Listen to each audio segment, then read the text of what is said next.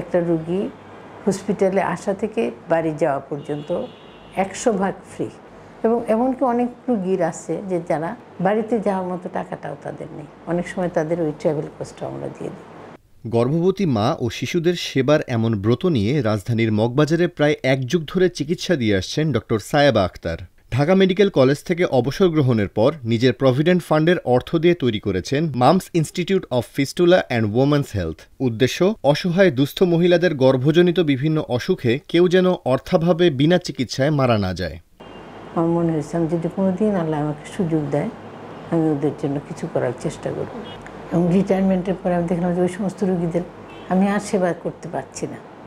তখন আমি mum's institute গড়ে তোলার চিন্তা করলাম। একটা রুগীর কথা আমার সবসময় মনে পড়ে যে ওই রুগীটা ওর নর্মাল ডেলিভারি হলো, আমি ডেলিভারি করালাম, কোনো রকম তার প্রেগনেন্সির কোনো জটিলতা ছিল না। বাচ্চা হওয়ার পর হঠাৎ করে হুড় করে ব্লিডিং হওয়া শুরু হলো। এত রক্তক্ষরণ হলো যে আমাদের লেবার রুম পার হয়ে করিডোর পার হয়ে লেবার রুমের পাশে একটা ড্রেন ছিল, এই ব্লাড পুরো লেবার রুম থেকে গড়ায় ওইখানে যাচ্ছিল। আমরা উপর থেকে রক্ত দিচ্ছি, ওর কলের মতো রক্ত চলে যাচ্ছে, কিন্তু এই রুগীটা আমার হাতের উপরেই দেখতে দেখতে মারা গেল। আমি মাসখানেক কিন্তু ভালো করে ঘুমাতে পারিনি। ভর্তি রোগীদের বিনামূল্যে সার্বিক চিকিৎসা এমনকি অস্ত্রোপচারও করা হয়ে থাকে 26 শয্যা বিশিষ্ট বিশেষায়িত এই হাসপাতালে। একটা রুগী হসপিটালে আসা থেকে বাড়ি যাওয়া পর্যন্ত 100% ফ্রি। এবং এমনকি অনেক রুগীর আছে যে যারা বাড়িতে যাওয়ার মতো টাকাটাও তাদের নেই, অনেক সময় তাদের ওই ট্রাভেল কস্টও আমরা দিয়ে দিই। আপনারা যদি এই সমস্ত রুগীদের দিকে তাকান, আমাদের হাসপাতালের রুগীদের দিকে তাকান, তাহলে বুঝতে পারবেন এদের কাছে আসলে টাকা চাওয়াও যায় না, এতই হতদরিদ্র তারা।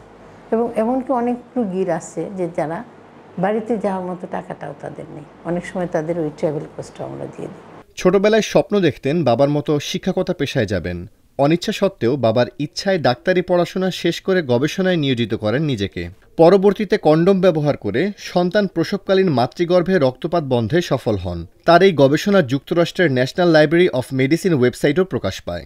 একটা ট্রেনিং ছিল, ময়ের ট্রেনিং বলে, ওইখানে আমি মাস্টার ট্রেনার ছিলাম। ওইখানে একটা বিদেশি ব্যবহার হয়, একটা বেলুন আছে যেটা প্রসব পরবর্তী রক্তক্ষরণের জন্য ব্যবহার করা হয়। সেই বেলুনগুলোর আবার $300 থেকে $500 দাম, এগুলো আমাদের দেশে পাওয়া যায় না। হঠাৎ আমার কন্ডোমের কথা মনে হলো যে কন্ডোম তো একটা মেডিকেল ডিভাইস, এটাকে বেলুনের মতো ফুলিয়ে অনেক সময় গ্রামে গঞ্জে বাচ্চারা খেলাও করে। যে এইটাকে যদি আমি ইউট্রাসের ভিতর ঢুকে ফুলিয়ে দিতে পারি হয়তো রক্তক্ষরণ বন্ধ হতে পারে। তারপর এটাকে আমরা টেস্ট করলাম, বেলুনকে কতটুকু ফুলানো যায় সেটা পরীক্ষা করলাম।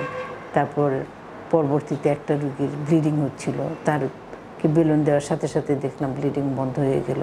তো ওইটা দেওয়ার পরে আমি দেখলাম যে এই সামান্য একটা জিনিস কত দাম একটা কন্ডোমের, একটা ক্যাথেটারের সাথে বেঁধে ইউট্রাসের ভিতর দিলেই আমাদের ব্লিডিং বন্ধ হয়ে যাচ্ছে।